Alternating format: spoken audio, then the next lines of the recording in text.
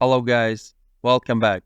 In this video tutorial, we will learn how to add date picker calendar in Microsoft Excel. Firstly, we have to insert developer to the menu tab. Let me show you how to insert. Navigate to File tab, Options, Customize ribbon. Make sure here developer is ticked. Okay, click on developer, add in, store, type date picker here,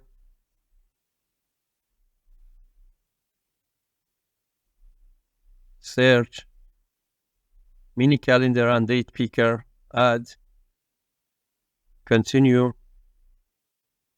Here you can move the calendar wherever you want. Here I want to know Sam's birthday.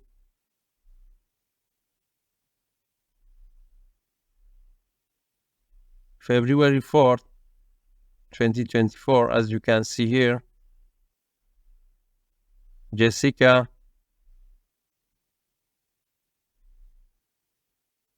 Which month or which year do you want? You can pick it,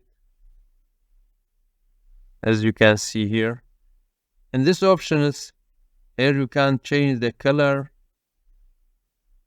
and the style of the calendar. Make it smaller.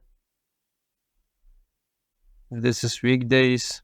Thanks for watching. I hope you found this video to be helpful.